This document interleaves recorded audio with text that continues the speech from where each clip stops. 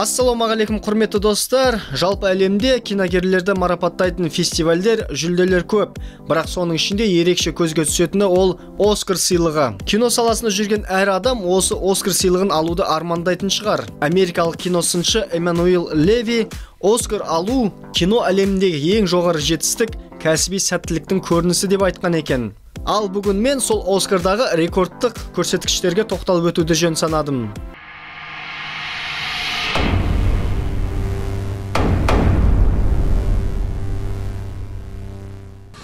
Ең көп номинацияға ұсынылған фильмдер.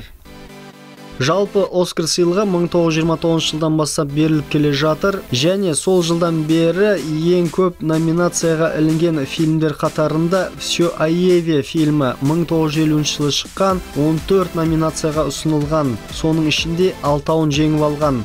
Режиссері Джозеф Лео Манкевич. Және де 14 номинацияға ұсынылған фильмдер қатарында «Титаник» та бар, 1997 жылы шығып, 11 Оскар жеңіп алған, режиссері Джеймс Камерон.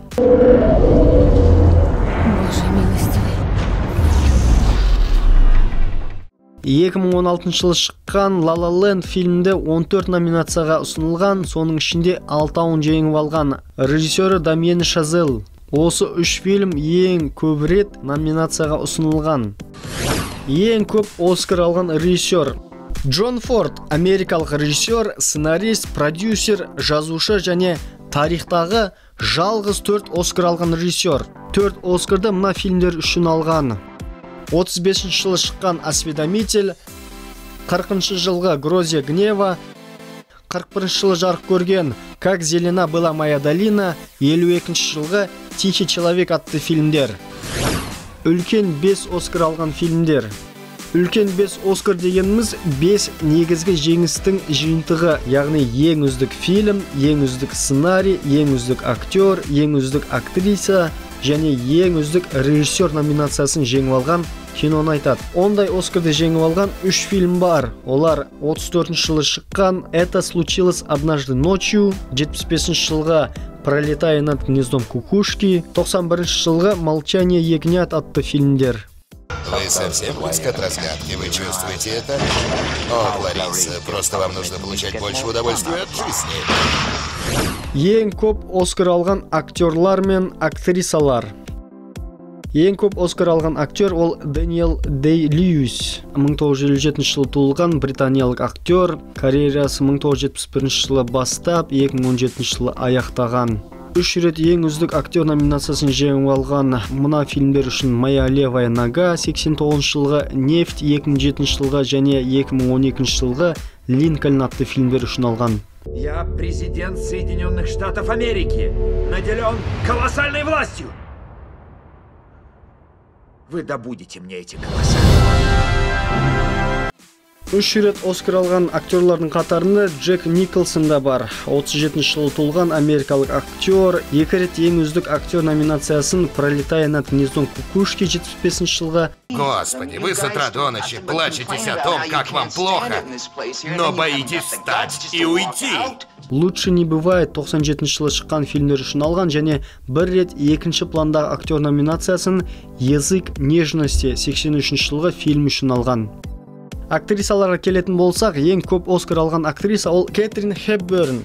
4 рет жеңген, 4-еуі де ең үздік актрисаға алған. 33 жылғы «Ранняя слава», 67 жылғы «Угадай, кто придет к обеду», 68 жылғы «Лев зимой», 81 жылғы «На золотом озере» атты фильмдер үшін алған.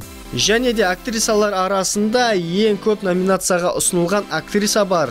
Ол Мэрил Стрип. 21 рет номинацияға ұсынылып, 3-еуін жеңіп шыққан. Ең көп Оскар алған фильмдер.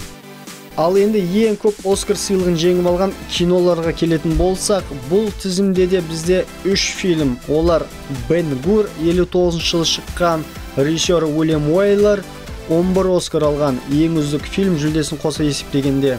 Бюджет $15 миллион, табысы $164 миллион.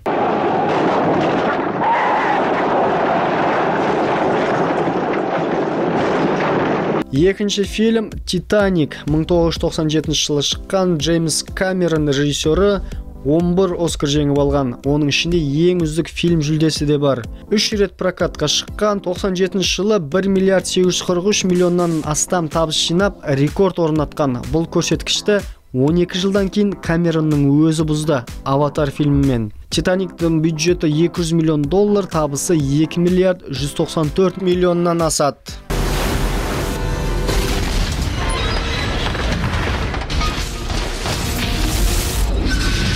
Үшінші фильм «Властелин колец. Возвращение короля», яғни «Властелин колецтің» үшінші бөлімі, режиссері Питер Джексон. Бұл фильмді 11 Оскар алып, ең үздік фильм номинациясын жеңіп алған фэнтези жанрындағы ең алғашқы туынды. Фэнтези жанры дегенімізге қысқаша түсінік беріп өтейін. Ағылшынша аударғанда фэнтези, фантазия деген мағынаны береді. Заманауи өнер жанры фантастиканың бір түрі, мифологиялық және ертегі мотивтарын заманауи үлгіде пайдалануға негізделген. Жалпы «Властелин колецтің» бюджеті 94 миллион, табысы 1 миллиард 120 миллион доллардан асып шығылады.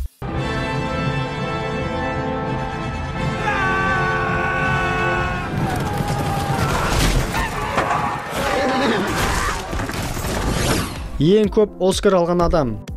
Ең көп Оскар сыйлығына ұсынылған және ең көп Оскар сыйлығын жеңіп алған адамды білесіз бе? Кім деп ойлайсыз? Ол адам Уолт Дисней. 59 рет номинацияланып, 26 рет жеңіп алған. Суретші, мультипликатор, кинорежиссер, актер, сценарист және продюсер. Walt Disney Production компаниясын құрған және қазіргі таңда Walt Disney Company мультимедиалық империяға айналған. Жалпы Walt Disney кинематография тарихында ерекше із қалдырған тұлғалардың бірі. Қандай фильм көретініңізді білмесеңіз, жоғарыда аталған киноларды көрсеңіз болады және көріп болған соң астына ой пікір қалдырыңыз. Фильм сіздің көңіліңізден шықты ма, әлде шықпады ма? Ал сіз қай фильм Оскарға лайық деп ойлайсыз? Оны да астына жаза кетіңіз. Келесі жолымен Оскар және де басқа да әлемдік кино фестивальдерге қысқаша шолу жасайтын боламын. Келесі кездескенше.